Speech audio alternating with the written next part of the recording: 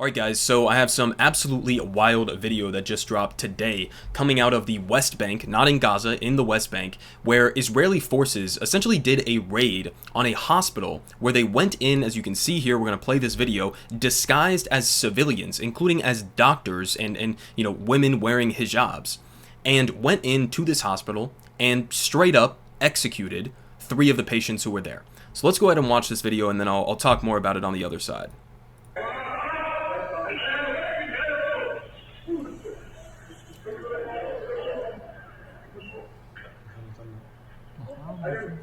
مستعربين ازاي كان ازاي مريض في الصباح غريبة دورات خاصة مريض سلاحهم نفس الشيء سؤالك كيف بدك واحد ثاني سؤال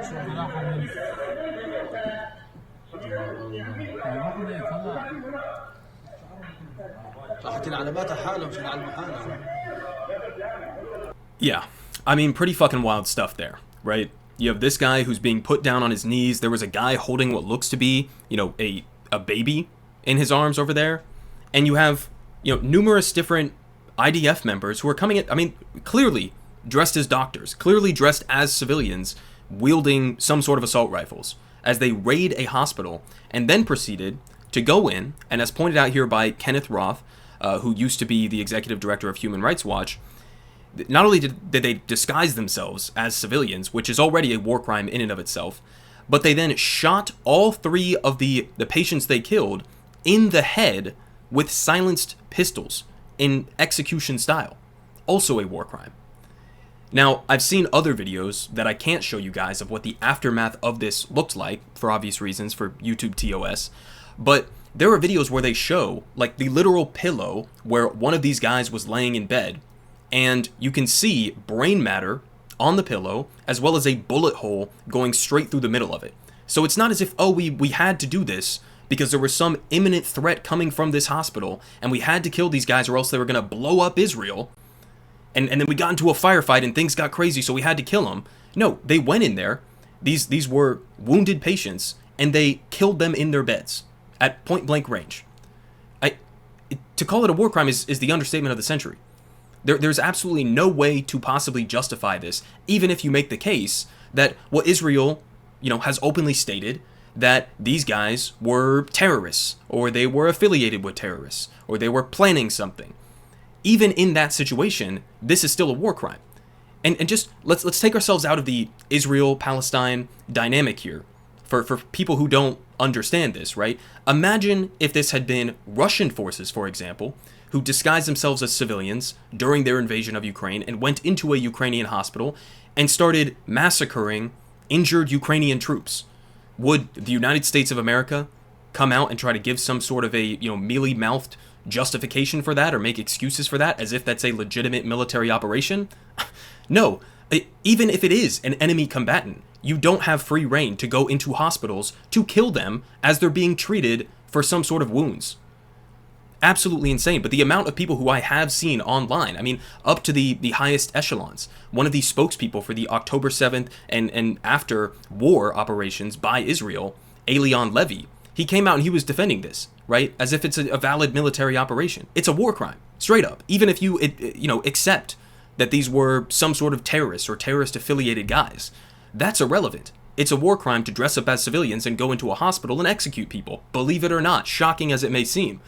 Now, we also had, of course, one of the most demonic figures in the Israeli government right now, Itamar Ben-Gvir, the Minister of National Security, who was apparently taking pictures with some of these people before the operation or after the operation, who knows, took place. So proud of it. Very proud of this, right? And it's also important to point out, this is one of the main arguments they use to criticize Hamas and to justify their mass slaughter of innocent civilians in Gaza, is they say, we have no choice but to kill 80-90% civilians because it's impossible to tell the difference between Hamas and civilians. And so we just have to bomb everybody in sight. We have to shoot to kill everybody who we come across if they look suspicious or even if they don't look suspicious, right? This is one of the main arguments they use, is that Hamas blends themselves in with civilians. And then look at this shit. I mean, what is this? And it's also, the fact that this is happening in the West Bank is also telling. And keep in mind, 2023, before October 7th, was already one of the deadliest years in the West Bank for Palestinians in modern history. So none of this started on October 7th, right? These are the kinds of operations that have been, conducted by Israel throughout years and years and years of their occupation of the Palestinian people. And it's especially bad when you have guys like this in your government, one of the most far-right governments in the history of Israel, under Benjamin Netanyahu, with guys like Ben-Gvir and guys like Smotrich, who are, extremely pro-expansion of the illegal settlements into West Bank and continuing to divide Palestinians into different enclaves and to take over and steal land in the West Bank violently, and backing some of these settler terrorists in the West Bank. I mean, Itamar Ben-Gvir, post-October 7th, was going out and handing assault rifles to some of the settlers in the West Bank. And they're backed up by the IDF, by the Israeli security forces. So this is what his administration is. And meanwhile, how does the Biden administration respond to these kinds of things? Brazen war crimes, obvious, unquestionable war crimes here. Well, we had some questions, some good questions that were asked here by, I think this is Matt Lee, who was pressing, State Department spokesperson Matt Miller to explain how there could possibly be a justification for this. So let's hear him dance around here for a little bit. Okay, and then my second thing, which is related but not on which has to do with this operation that the Israelis launched in Jenin hospital today. What do you have any comment on that? Is this something that you think is problematic, or is it something that you look at with envy? Like this is some kind of great Mission Impossible mission that we wish that we could also do? So I'd say that we strongly urge caution whenever operations have the potential to impact civilians and civilian installations. That, of course, includes hospitals. We do recognize the very real security challenges Israel faces and its legitimate right to defend its people and its territory from terrorism. Israel, of course, has the right to carry out operations to bring terrorists to justice, but those operations need to be conducted in full compliance with international humanitarian law. Well, do those operations include going into hospitals and murdering people in their beds, regardless of whether they're they are suspected or even known terrorists? So, is that okay with you guys? So there was a lot in the premise of that question. Obviously, we did know that they went into. Well, you don't think that they went in and killed complete people who were completely innocent. So let me say that if you did think that, then you would be condemning it, right? We certainly would, but I would say that Israel has said that these were Hamas operatives. They have said that one of them was carrying a gun at the time of the operation. So I'm not able to speak to the facts of the operation. You'd have to pass some kind of legal judgment, know all of the facts of the operation.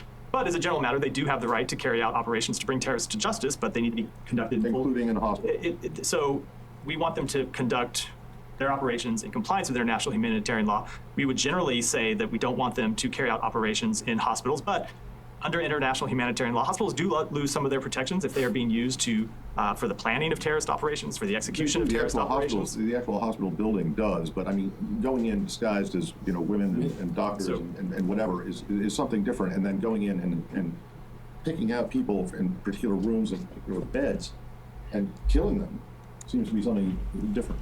So again, not able to offer an assessment without knowing all these facts. I said some of the facts that have been presented by Israel are that one of them was carrying a gun and that they were planning to carry out or to launch terrorist operations.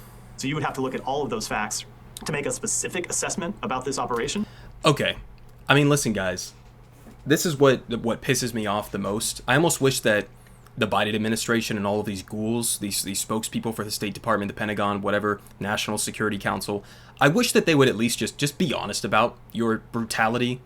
I mean, don't do this whole dance around and pretend. I mean, they twist themselves into knots, as complex knots as you could possibly imagine, to try to simultaneously pretend as if the United States of America, under the Biden administration, or ever, is the beacon of freedom and democracy and human rights and international law. And then when you have situations like this, a clear violation of international law, and you dance around like this, and it's not just this, it's every other war crime that has been clearly documented throughout Israel's offensive into Gaza. And they dance around it, they refuse to answer it. The best that you can get from one of them is like, well, we're going to turn around, we're going to have, serious and at some points uncomfortable conversations with our Israeli partners, and we have real questions that we're going to ask of them. There's never any accountability. There's never any even really condemnation of anything that Israel does. At the best, it's like, well, we're going to have conversations with them about behind the scenes and try to figure out what's really going on here. I mean, the idea that he's standing up there and trying to say, well, we don't think that, Israel should, or we think that Israel should try to avoid conducting attacks that would, harm hospitals, for example. There's only like 1 or 2 functional hospitals, even semi-functional hospitals, left inside of Gaza. The vast majority of them are no longer functioning. They've either been bombed or they've been put under siege by the Israeli forces and forced to evacuate. They've been attacked, that people have been shot at in these hospitals. They've been, dropping missiles in the hospital grounds. I mean, the vast majority of hospitals in Gaza have been attacked in one way or another by Israel amid arguably the world's worst humanitarian crisis, to the point where 10 children a day now are having to have limbs amputated, most of which without any anesthesia because there's no medical supplies. There's no ability to have a functioning healthcare system inside of Gaza because of Israel's offensive. And he has the audacity to stand up here at this podium and to try to imply that the United States has a principled stance against attacking hospitals? Really? Well, what are you going to do about it now that Israel has violated that about, 35 times in the last couple of months? I mean, what are we talking about here? It's an absolute embarrassment to simultaneously try to pretend like you care about international law. No, you don't. No, you don't. Because if this had been, a video coming out from Ukraine, again, think about that comparison. If there was a video of Russian troops doing this exact same thing in this exact same manner to Ukrainian troops in a hospital, do you think this would be the dance around that he would have? No, he would clearly come out and he would say, well, this is a video of a war crime. Vladimir Putin is a criminal, right? This is why we're sanctioning Russia. This is why we're funding and giving arms to Ukraine. That's what he would say. He would not do this whole tap dance bullshit. And so, this story is just the latest in a string of absolutely wild scenes that we have gotten out of Gaza and also out of the West Bank. And it just seems like there's no grotesque enough scene that the Biden administration officials could look at and would say, okay, maybe it's time to actually hold Israel accountable for any of this. So that was one aspect of it, going in and executing people in hospital beds. And then sprinkling in there the accusation, Israel said that one of them had a gun. Really? Are we really supposed to just buy that at face value? It's like, I have less trust for what the IDF claims in that kind of a situation than like when the US police go and they shoot an unarmed black guy and then they insist, oh no, he had a gun, he was reaching for a gun. And then later we get the body cam footage, there was no gun. I would be less inclined to believe the IDF when they claim a similar thing in this kind of a situation. But even if there was a gun, you still went into the hospital dressed as civilians, which is a war crime, with, machine guns or assault rifles, and killed 3 people in their beds. There wasn't a firefight. There wasn't a single shot that was fired at the people who did this raid, as far as any of the reporting that I've seen. So it was just an execution, regardless of whether or not you think that they were terrorists or whatever, which, not like the IDF has a great track record on that either, but regardless of if they were, if they weren't, it's still a war crime. And no condemnation from the United States of America. And also it's important to remind ourselves, right? It was just a couple days ago when the ICJ ruling came out and we suspiciously, magically, coincidentally, had these allegations from Shin Bet, the Israeli intelligence service, saying that 12 members of the UN Relief and Works Agency, the UNRWA, were in some way affiliated with Hamas's attack on October 7th. Therefore, the United States is cutting all funding to them. We don't even have any actual evidence to prove the claim that Israel levied against the UNRWA. And the United States immediately cut off funding to the main aid organization for the people of Gaza as they're suffering in the world's worst humanitarian crisis right now. They cut off aid immediately, like that, instantly. And then when we have actual video of the IDF dressing as civilians and going into a hospital and executing a couple people, there's not even any real question, let alone daring to even think about having a conversation about hypothetically, cutting aid to Israel, or even using the aid as a leverage point to try to end all of this. Now I'm going to finish off here real quick, because this is another story I didn't think I was going to have enough, time for. But CNN had this correspondent who was, embedded with the IDF inside of Gaza, Jeremy Diamond, and shout out to him because I've seen actually a couple good reports from him recently. And basically, I'm not going to play the full clip here, but you can see from the videos, right? And this is something I've covered numerous times before throughout this offensive inside of Gaza. They've just been going around and mass arresting predominantly, young men inside of Gaza, just in a total way, not targeting members who they think or they know are Hamas or anything like that, just rounding people up and blindfolding them, putting them in these like loose white, overalls of sorts, binding their hands behind their backs, putting them on their knees or putting them in these uncomfortable positions in freezing weather. And, when he went and he did this report, the Israeli forces came up to him and told him to stop filming. Okay? And we've seen previous examples like this where Israel has been rounding up these guys, taking men to undisclosed locations in mass arrest campaigns. In many cases, they come back describing being tortured, being subjected to inhumane conditions, and a vast majority of these people are just innocent guys. They're just random dudes who they're rounding up. There were previous images that went viral, weeks ago at this point, of dozens at least of men who were sitting rounded up, in a similar position as these guys are in this picture, and family members were coming out, aid organizations were coming out, hospitals were coming out, and they were saying, "I know that guy. That's a local, doctor or whatever, right? That's a guy who works for the United Nations. That's my brother. That's so-and-so." And there were so many people, an overwhelming majority of them, who Israel even just later released back into Gaza and admitted, yeah, these aren't Hamas guys. We're just doing this. We're just doing this because we can. And I'll link this article down below, as I do with all of my sources. But later down in this, they describe the process in which they're released. And I won't go into it all here, but, several Palestinians held for 24 hours or less, saying that they had no food and were forced to share 1.5-liter bottles with 300 fellow detainees. So no food, no water, in freezing weather, often shirtless or given barely any clothes at all. And then when they're done with them, after they do this, bullshit investigation, right, or subject them to torture or abuse in one way or another, they just drop them off. They drop the detainees off after midnight without their clothes, phones, or IDs near what appears to be Gaza's northern border. And then they order them to walk through the landscape of destruction, all of the buildings that Israel has flattened to the ground in the northern portion of Gaza, with tanks and snipers, stationed around the road. So you're going and you're doing mass arrests of predominantly innocent men, and then you're bringing them back, doing who knows what with them, subjecting them to inhumane conditions. And then when you come to the realization, or when you're ready to admit, okay, these aren't Hamas militants, these are just random civilians, then you just drop them off at the northern border with Gaza and force them to walk through the rubble that you have created with tanks and snipers threatening around them.